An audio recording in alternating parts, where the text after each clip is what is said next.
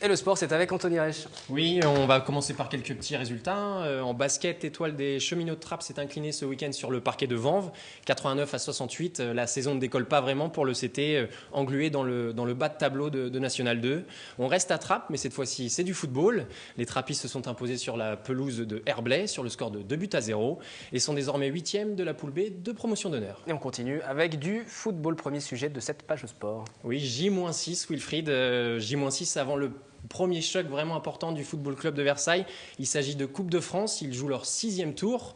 Déjà un beau parcours. Ils vont jouer Saint-Ouen-l'Aumône ce week-end. Nous avons suivi leur match de championnat juste avant parce qu'il fallait bien se préparer. C'est une répétition avant l'entrée. Voilà, répétition avant le spectacle. Image d'Élodie Moine.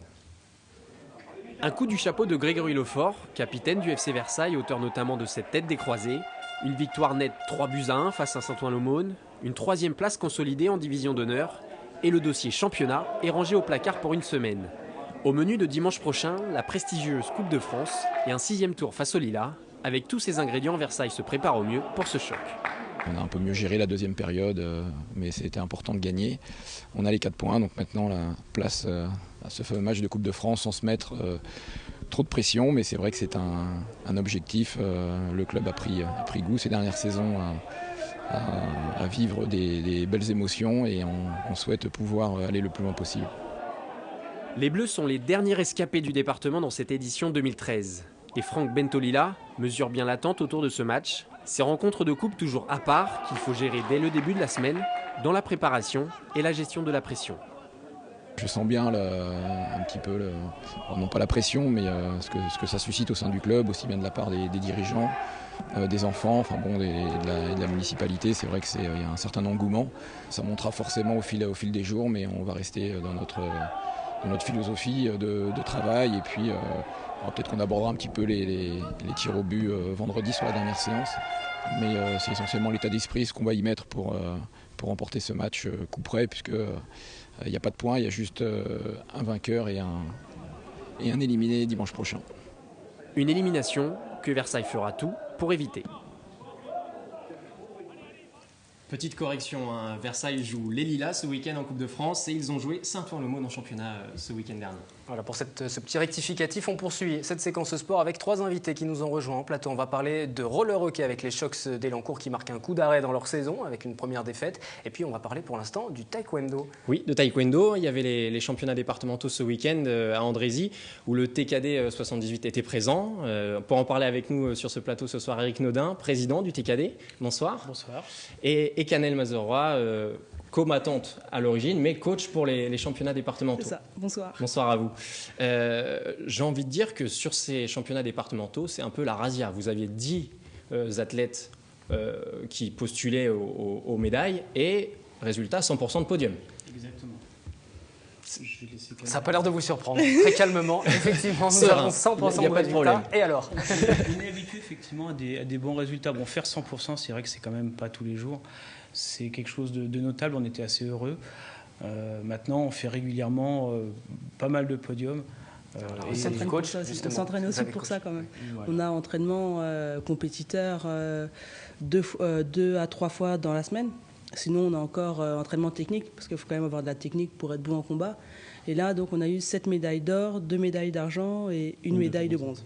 Donc, c'est déjà pas mal. C'est satisfaisant quand même. Enfin, oui. Ou c'est plus une épreuve de rodage, ces championnats départementaux? Déjà, c'était assez tôt dans l'année, parce qu'on va avoir les Îles-de-France qui vont avoir lieu le 8-9 décembre à Paris, dans le 14e arrondissement.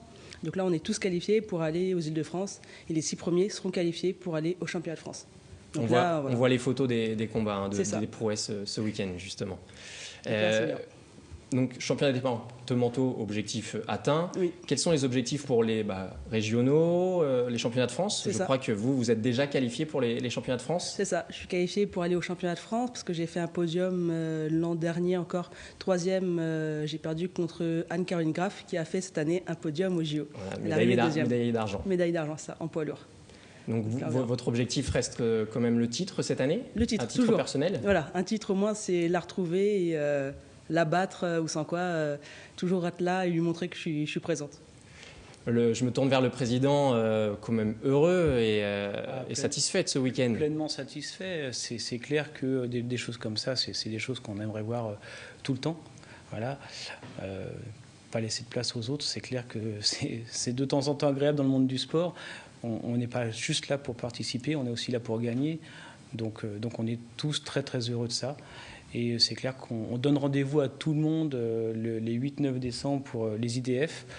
Et j'ai bon espoir que plusieurs de nos athlètes aux IDF se qualifient pour les championnats de France. Les IDF, championnats régionaux. Oui, tout à fait, Île-de-France. Île-de-France. Exactement. Et est-ce que vous souffrez un petit peu des quotas qu'on connaît sur les compétitions internationales pour, on sait qu'un seul athlète français, notamment pour la France, peut participer aux quotas, sachant qu'il y a des très bons athlètes comme Canel, comme votre frère, qui sont régulièrement sur les podiums nationaux.